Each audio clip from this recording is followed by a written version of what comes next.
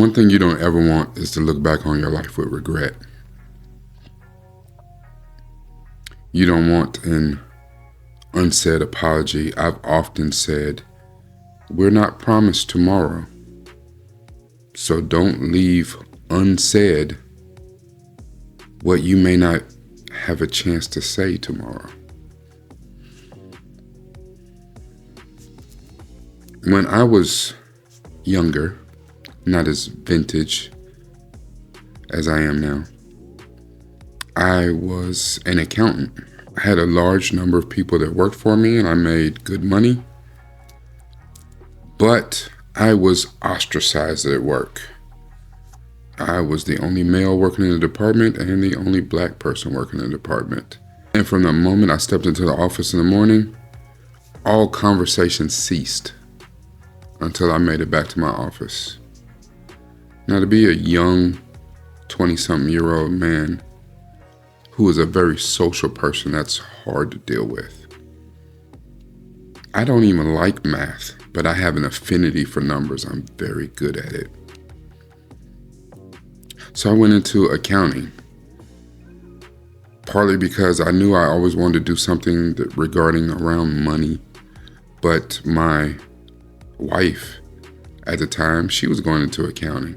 So I was like, okay, well, maybe that aligns with what I wanted to do. I wanted to study business, so I took a double major and I majored in business management and accounting. Problem is, with no one talking to me on a daily basis at work, the job started to make me ill. And before I knew it, I had to go to the doctor to find out what was going on, what was the issues I was having. Turns out I had 2 bleeding ulcers. Stress. But what was so stressful about my job? I came in, sat down on my computer, crunched numbers all day, got up, and left. At that time, I was working on an MBA, and I was not married yet. My soon-to-be wife was my live-in girlfriend at the time. I don't know if we were engaged yet or not. I don't think so.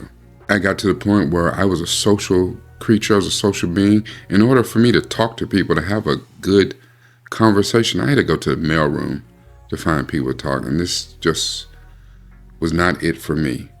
And you go to school and you get this degree and you're like, yes, I got a job working in my field, in my degree. And it was not for me. It was not all it cracked up to be.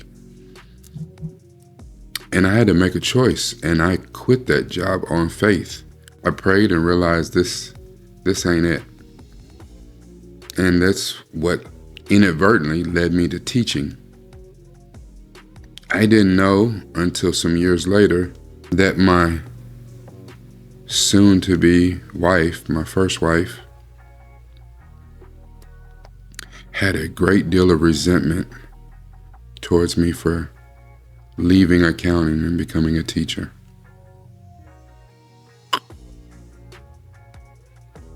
Regrets, huh?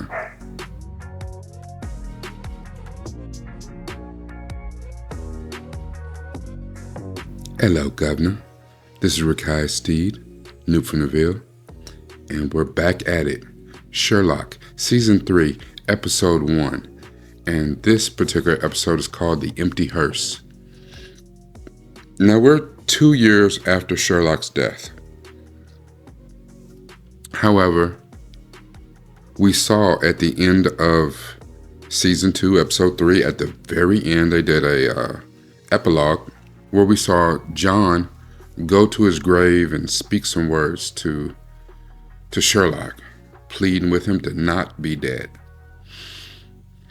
And we see off in the wings, we see Sherlock watching, so we know that he's not dead. And the wonderful or terrible thing about this is that people who are watching in real time had to wait 2 years to find out, what the hell? How is he not dead? How? And I don't think people were really too upset with the why is he not dead. It was more the how. How did he pull that off? 2 years later, Sherlock Holmes has been absolved of all of the slander against him, and we're back to thinking he is the genius that we knew him to be. He secretly comes back to London to help his brother Mycroft uncover an imminent terrorist attack on London. During the episode, there are many ways that they allude to how it may have been done. Even though they never fully explain, they never say definitively, this is how he survived.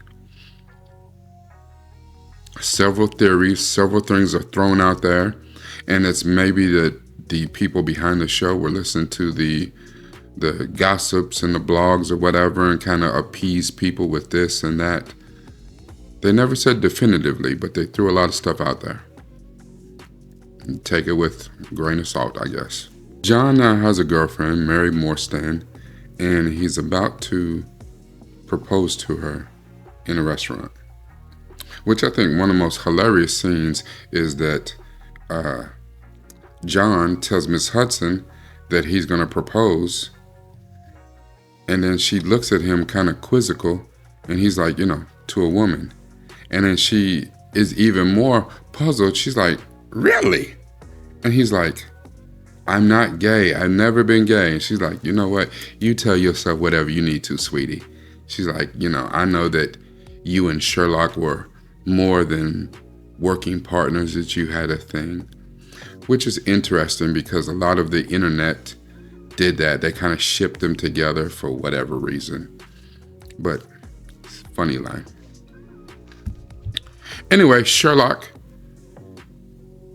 being Sherlock, disguises himself as a waiter in this restaurant where John and Mary are, and interrupts John 3 times to get him to notice him,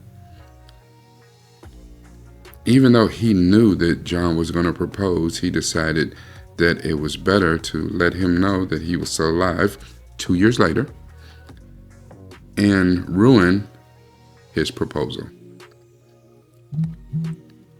Needless to say, John doesn't take it well and proceeds to whooping Sherlock's ass.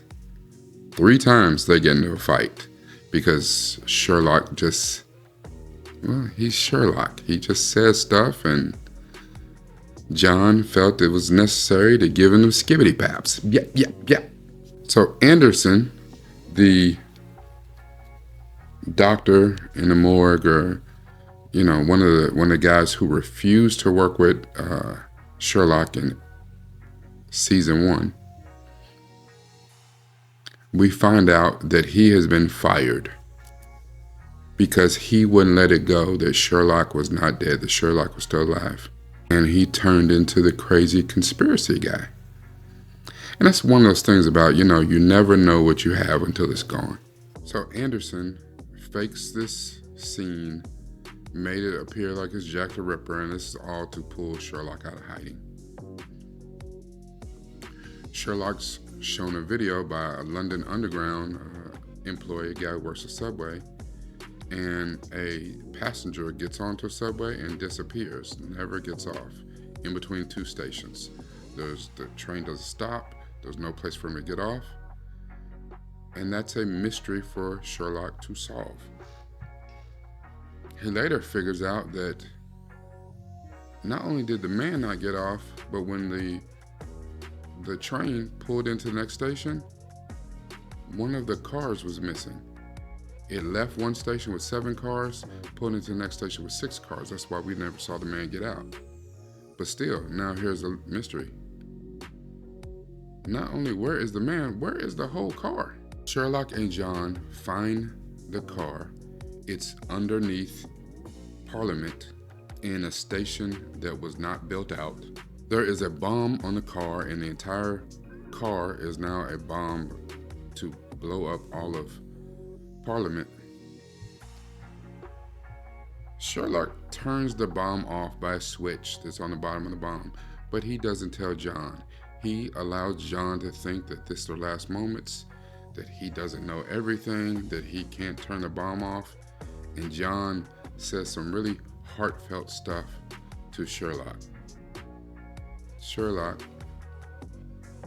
being Sherlock, finds it all amusing that he did that to John and that he embarrassed him in some way. Later that day, Mary receives a text and a skip code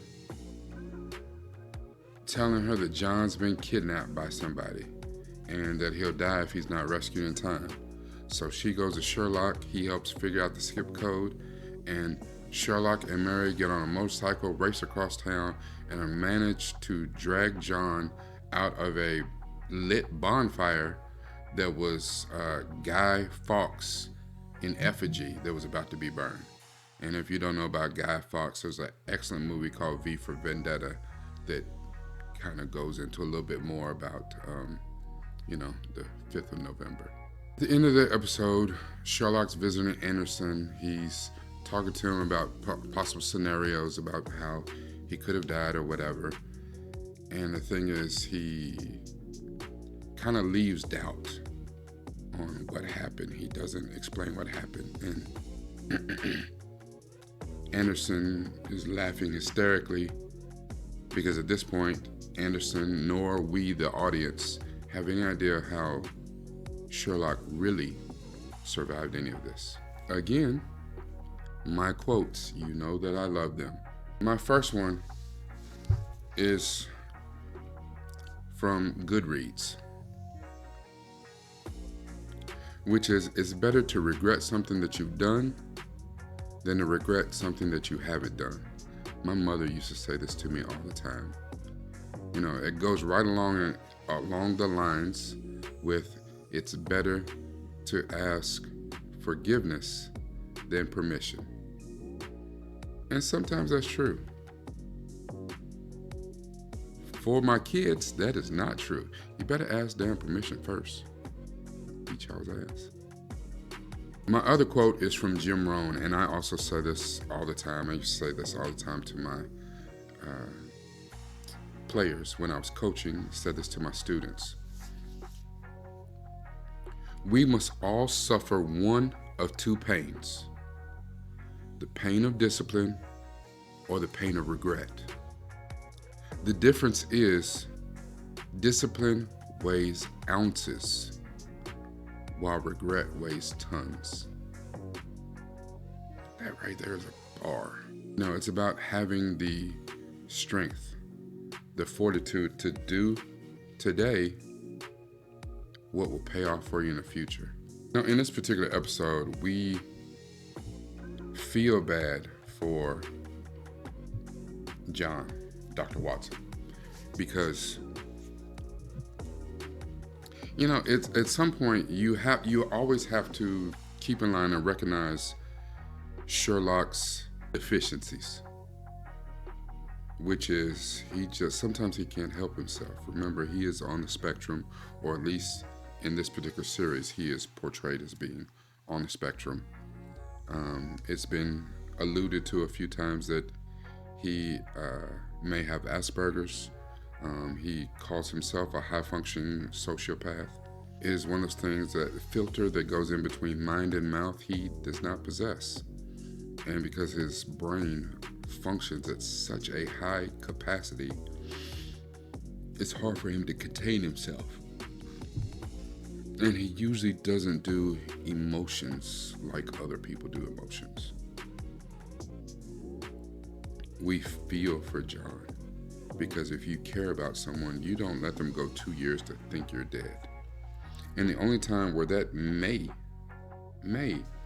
be acceptable is that if it puts their life at risk. But for someone who loves you platonically in this particular state, because they are hetero life mates, I assume, that is a whole, because the entire time John is thinking about what could he have done? How could he have prevented the death of his best friend? Which there may have been nothing that he couldn't have done, seeing the way that season 2, episode 3 played out. When I went into accounting, I did not have a regret about the decision at all. I was okay with being in accounting.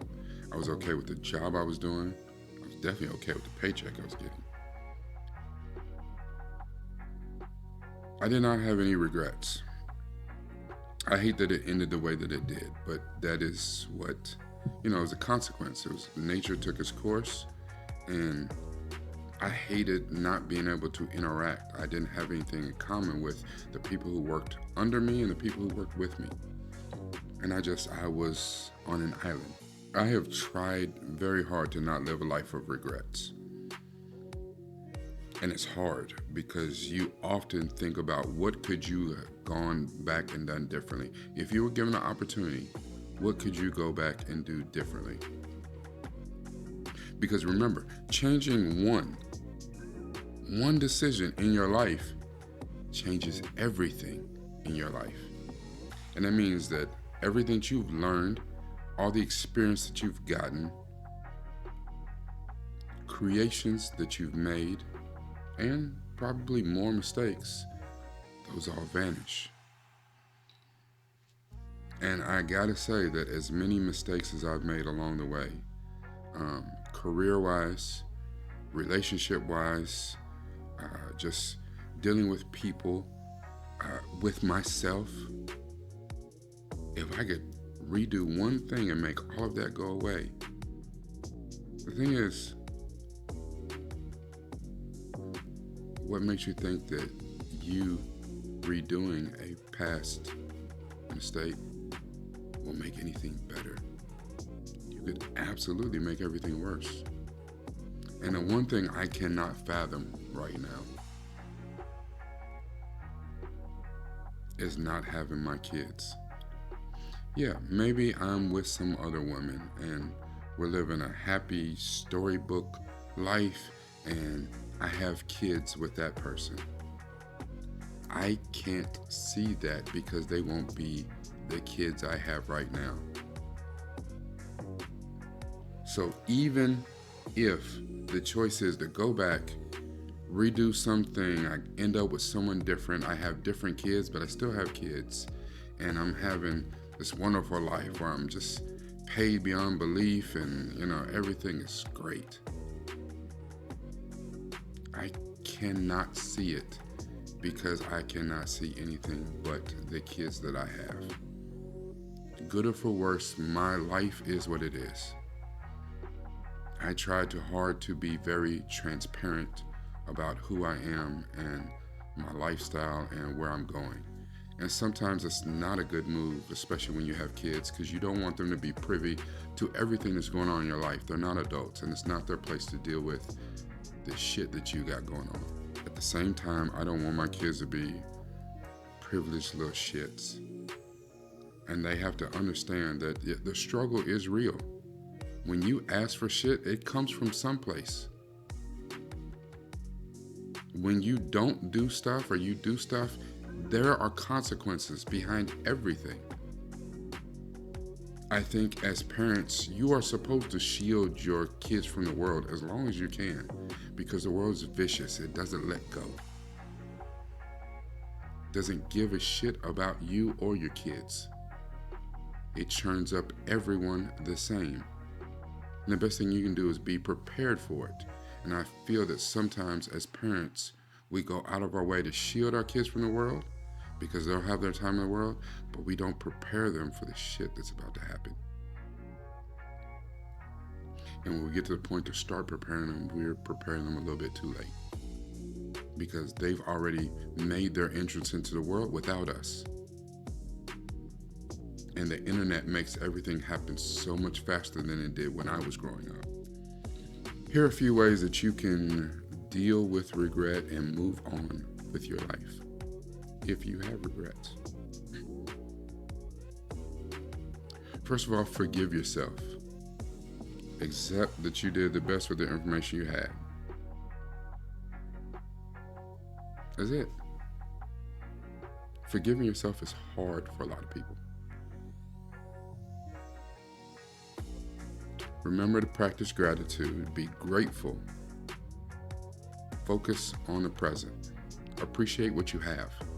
Don't lament what you don't have or what you could have had. That's gone. Appreciate what you have and work towards having better in the future if that's what you want.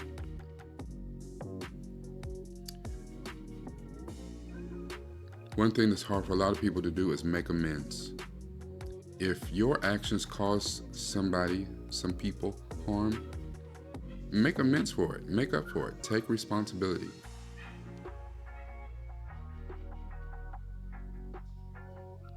Another one that's hard for a lot of people is to learn from your past mistakes.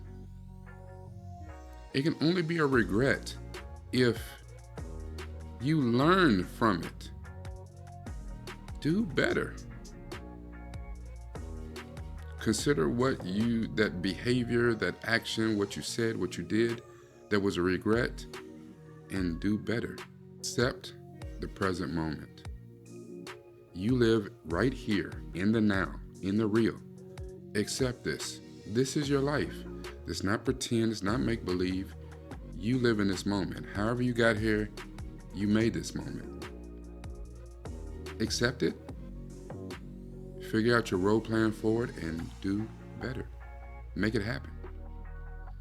One of the hardest things for a lot of people is to be kind to yourself. Don't beat yourself up for stuff that you did in the past that you feel is a mistake. It's in the past. You have to let it go. Accept where you are now. Treat yourself with some kindness, some compassion. Give yourself grace. If you feel that you had a regret in the past, make it productive. Make it work for you. Focus on what you can do now and focus on what you can do in the future to make amends for that regret, or to be able to look at your life within a capsule and say, I did this here, I was wrong. Therefore, I did this here. I'm learning. That's all we can do in this life is learn. And because you're learning, not only should you learn from your mistakes, but learn from the others around you. Learn from others' mistakes. You know, the greatest teacher in this world is experience. You know, my mom used to say, a soft head makes a soft. You know how that ends.